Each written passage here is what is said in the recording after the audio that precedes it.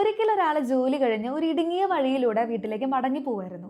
പോകുന്ന വഴിയിൽ ഒരു മുൾച്ചെടി മുളപൊട്ടി വരുന്നത് കണ്ട് അദ്ദേഹം അതിശയത്തോടെ അതിനെ നോക്കി. കുറച്ച് ദിവസം കഴിഞ്ഞപ്പോൾ ഈ മുൾച്ചെടി അദ്ദേഹത്തിന്റെ ഡ്രസ്സിൽ ഉടക്കാനും ഡ്രസ്സിന്റെ നൂല് വലിയാനും തുടങ്ങി. അദ്ദേഹത്തെ കാര്യമാക്കാതെ പല ദിവസങ്ങളും ആ വഴി കടന്നുപോയി. കുറച്ച് മാസങ്ങൾ കഴിഞ്ഞപ്പോൾ ഈ മുൾച്ചെടി വളർന്ന് വലിയൊരു മരമായി. പിന്നീട് അദ്ദേഹം ആ വഴി കടന്നു പോകുന്നത് ദേഹത്തിൽ ചരിച്ചു പിടിച്ചുകൊണ്ടായി. ഇല്ലെങ്കിൽ ആ മുൾച്ചെടിയുടെ മുള്ളുകൾ അദ്ദേഹത്തിന്റെ ദേഹത്ത് കുത്തിക്കൊള്ളും. ഏറെ വൈകാതെ തന്നെ അദ്ദേഹത്തിന് ആ വഴി കടന്നു പോകാൻ പറ്റാത്ത വിധം ഈ മുൾച്ചെടി കൊണ്ട് വഴി നിറഞ്ഞു. അദ്ദേഹത്തിന് ആകെ അങ്കലാപ്പായി. ഇനി എന്ത് ചെയ്യും?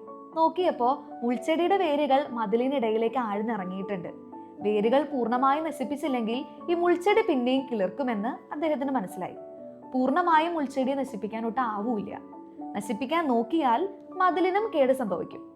അപ്പൊ അദ്ദേഹം തിരിച്ചറിയാണ്, മുൾച്ചെടി വളരുന്നത് കണ്ട സമയത്ത് തന്നെ അത് പറിച്ചു കളഞ്ഞിരുന്നെങ്കിൽ ഈ ഒരു പ്രതിസന്ധി അദ്ദേഹത്തിന് നേരിടേണ്ടി വരില്ലായിരുന്നെന്ന്. ഒന്നാലോചിച്ചാൽ നമ്മൾ എല്ലാവരും തന്നെ ഇദ്ദേഹം ചെയ്ത അതേ മണ്ടത്തരം റിപ്പീറ്റ് ചെയ്യുന്നവരാണ്. മുൾച്ചെടി പലതും ആവാം. ദുശീലങ്ങളാകാം, അലസതയാവാം, അതെന്തും ആവാം.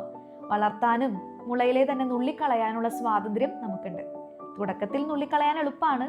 പക്ഷെ വേരുകൾ ബലപ്പെടും തോറും പിഴുതു കളയുന്നതിന്റെ വേദനയും മുറിപ്പാടും വർദ്ധിക്കും.